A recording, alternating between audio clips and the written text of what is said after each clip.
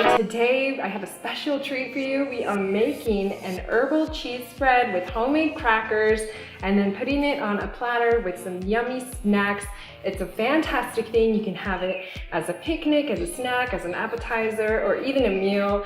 I modified the spinach herb cheese dip from my cookbook. I want 1 cup of soaked cashews, a ½ cup of vegetable broth, a tablespoon of soy, tamari, or coconut aminos for soy-free, 2 small limes or a lemon would be fine, a couple of garlic cloves, you can use raw or roasted, a ½ teaspoon of tapioca starch, or you can use arrowroot potato, cornstarch, whatever you have on hand, a sprinkle of red pepper flakes and black pepper, and a couple tablespoons of nutritional yeast for that cheesy flavor. If you don't eat this, then you can just pass. Blend that together until smooth, and you can stop here and use this as pasta sauce, cheese dip, whatever you would like.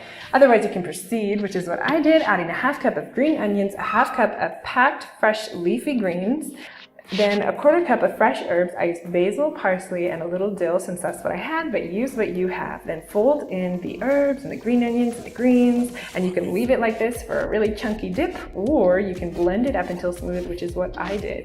Then once done, decorate it with a little bit of pepper, red pepper flakes, and green onions, and cover and place that in the fridge while you prepare the rest. If you happen to have a dehydrator and dehydrate this for overnight, oh my gosh, it creates a really nice thick spread. I like to have it with crackers, and you can buy store-bought crackers, or you can make these grain and gluten-free crackers. Preheat the oven to 350 degrees Fahrenheit. Mix together 1 teaspoon of psyllium husk. Mix that with 4 tablespoons of water.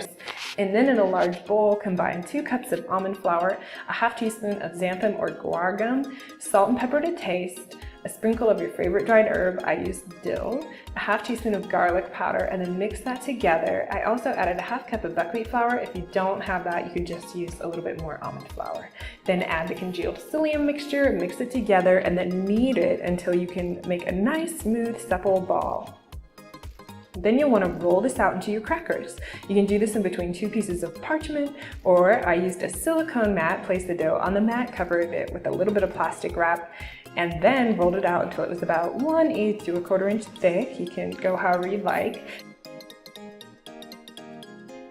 Then slice them into crackers, press them with a fork.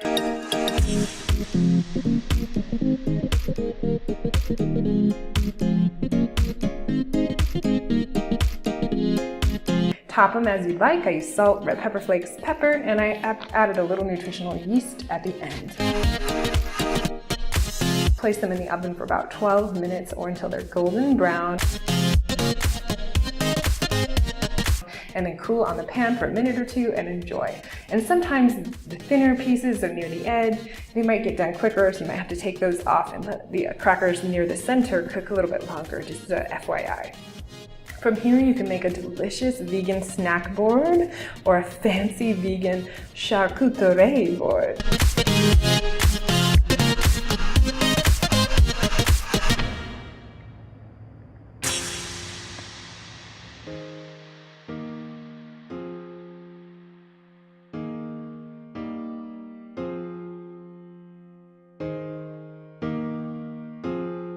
So in the end, this is what you'll end up with, a gorgeous arrangement of vegetables, and you could add some fresh fruit, chocolate, whatever you'd like. You can use your favorite vegetables. I just have some carrots and lettuce and onion on hand, some raisins and cranberries, dates and some nuts and seeds, and then some pickled veg and some olives, and then of course the herbal cheese spread and the homemade crackers. I have one here ready. I'll give it a taste and say goodbye.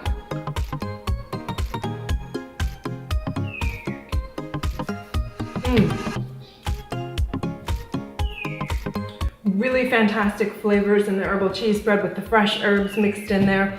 Plus it's highly alkalizing, really good for you, boost of protein, and the crackers also have protein in them, and the crackers turned out really great. They're light and crisp and really nice, and I'm really pleased with everything. I hope you are too. And all this food's really quite healthy, so I can't wait to dig in and share with Gerald.